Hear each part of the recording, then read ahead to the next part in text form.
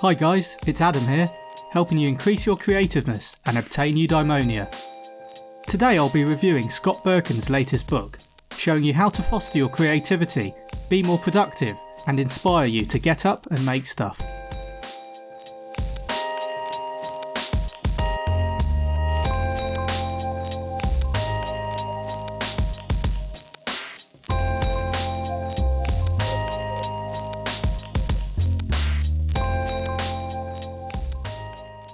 I remember in a previous job when I was programming, I was writing some code to fix a bug, but whatever I tried, I could not resolve the issue.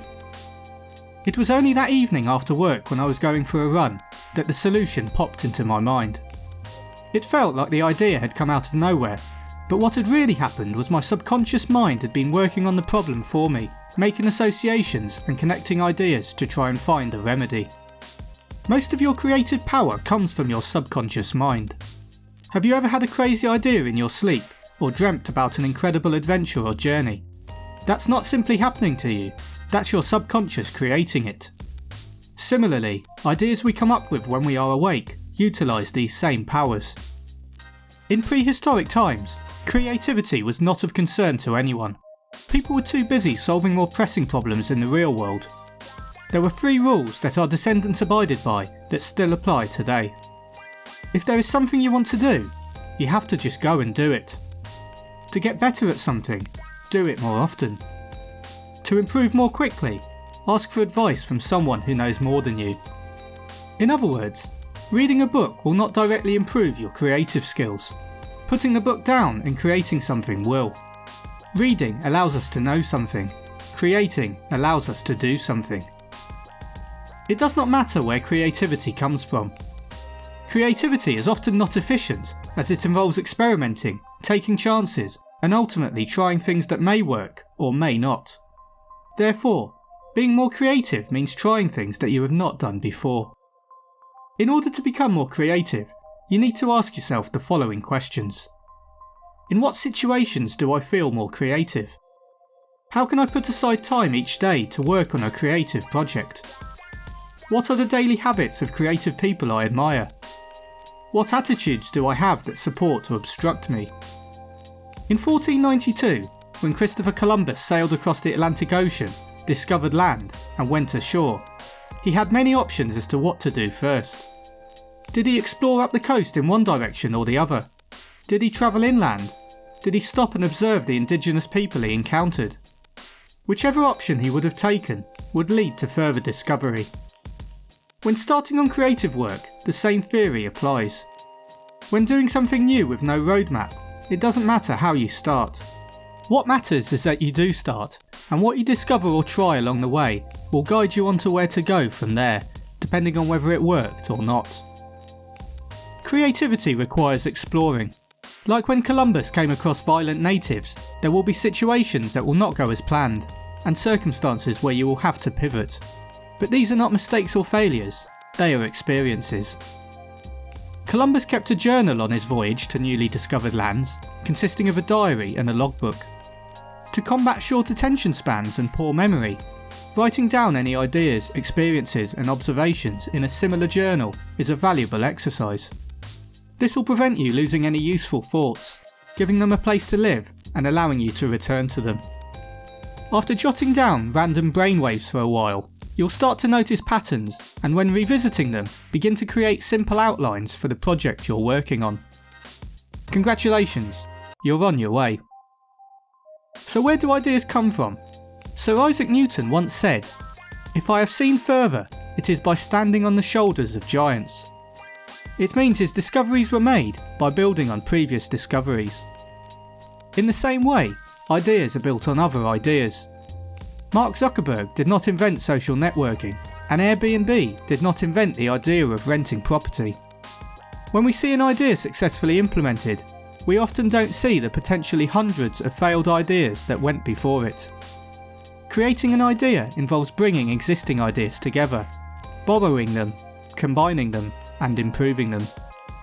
So how do we find a good idea? There are many ways that could help you. Investigate how people have tried to solve a similar problem before by reading a biography or watching a video on experts in that field. You could combine, divide or reorder existing ideas to create a new creative proposal. Study your environment and consider changing it. For example, do ideas come to you in a loud environment like a pub, or a quiet one like a bedroom? In the daytime or at night? Finding good ideas is the first of two parts of what Scott Berkun calls the dance of possibilities in a creative act. After coming up with several interesting ideas to be considered, to complete a creative project, you then need to make decisions to shrink the possibilities in order to finish the task. The time spent exploring ideas that don't eventually get used is not efficient, but is required to produce a creative achievement. The next stage is turning your ideas into a concept. This is done by giving your idea substance, perhaps by further research or a basic prototype of some sort. Of course, this further investigation may allow you to discover that the idea is not viable and discard it. That is part of the process. When starting to work on an idea, effort will be required to deliver it to the world. This requires conventional, hard work rather than creative work, and is the part that is often left out in Hollywood success stories. If the idea is good and you put the hard work in, a further factor that is required to successfully execute is having the necessary skills to carry out the project to its completion. The way to develop any skill required is to work on it a lot. Over time, what you produce will improve. When your work is complete, you may believe that your work is not up to scratch and lacks quality. This is a subjective opinion, of course, and many famous artists and authors struggled with this too. Some believed their work was of a low quality, even if it was publicly successful. If you experience the same feeling, this is fine. It means you are still learning, and learning never ends. An important trait that many people who we describe as geniuses have is intense discipline. The footballer David Beckham is known as one of the best free kick takers of the modern game, but that was due to hours spent practicing on the training pitch after regular training had finished each day. Bruno Mars is known as a singer who can also play the guitar, piano, keyboard, drums and harmonica, but what is less known is that he was performing on stage 5 nights a week from the age of 4 years old. Extraordinary talent is usually a result of discipline and good habits. It is important to work on your project and ideas every day if you want to be creative and productive. The amount of time spent is not as important as sticking to the daily routine. Adhering to this habit will instill discipline. I mentioned before that creative ideas often come from our subconscious mind, so we need to allow some time to be idle. Not idle in the sense of not doing anything, but idle in terms of stepping away from a project and doing something else, so our conscious mind is less active. For me, it's long distance running. For you, it could be washing the car or people watching sat on a park bench. Wilson Greatbatch is known as the man that invented the first practical pacemakers that were implanted into humans. His invention is used by over 3 million people in the world to control their heartbeat and help them lead normal, healthy lives.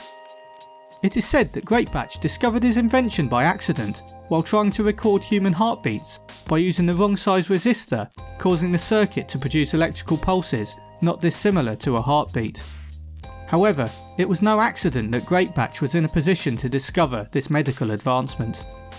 He had a degree in electrical engineering. He was known for constantly tinkering and fiddling with objects. Over the course of his lifetime, he had over 350 patents for inventions. He said persistence was the secret to his success, claiming that 90% of what he tried didn't work. Creative ideas are not created by chance. There may be a flash of inspiration by what seemed like an accidental discovery, but there are often several elements in place enabling the occurrence to come about. The inventor may have done lots of work either before or after the breakthrough to work towards developing it into a useful invention. They may also have spent lots of time and money to achieve this. These are practices we can copy and imitate. Do you have a favourite YouTube video? I can guarantee that if it has at least a few thousand views, it will have some dislikes. Why is this? The more popular work becomes, the more people dislike it too. This is inevitable with creative work, even for the most successful and most creative of us. It is important not to take this sort of rejection to heart and let it affect your creativity. Trying to cater for a large audience may in fact reduce how creative your work is, as it may have to become more generic. If you're creating things, there will be times when you don't feel like working on them. Burnout can be reduced by training the mind to recover quickly from these states. Firstly, this can be done by working on your willpower. Whether this is through meditation or developing good habits, working on your concentration will provide you with the discipline required to finish your creative project. Secondly, you need to train your mind in emotional awareness to discover why you're lacking motivation. Why are you feeling the way you are? Can you use it as a motivator to work, or do you need to deal with it away from your creative project? There are many ways to endure burning out. This could include sleeping, exercising, travelling, or just having fun. In order to stay motivated in the first place, Scott Berkun reveals 7 ways to fuel your creativity. Anger. Convert your negative energy into something constructive. Crazy necessity. Put yourself in a situation where there is only one way out, i.e., quitting your job or signing a contract to produce some work. Pride. Show other people they're wrong. Prove that it can be done even if they don't think it can. Death. You only live a limited amount of time on this planet, so choose what you want to do wisely and go for it. Fun. Follow what you like and enjoy, not what you're supposed to like and enjoy. The crazy friend. Seek out that person that always says yes, who will understand and support you. In turn, you can be their crazy friend. Courage. Battle through and put in the effort regardless, and the motivation will surface as a result. Push, fight, drive, get up and go. Now create something great today.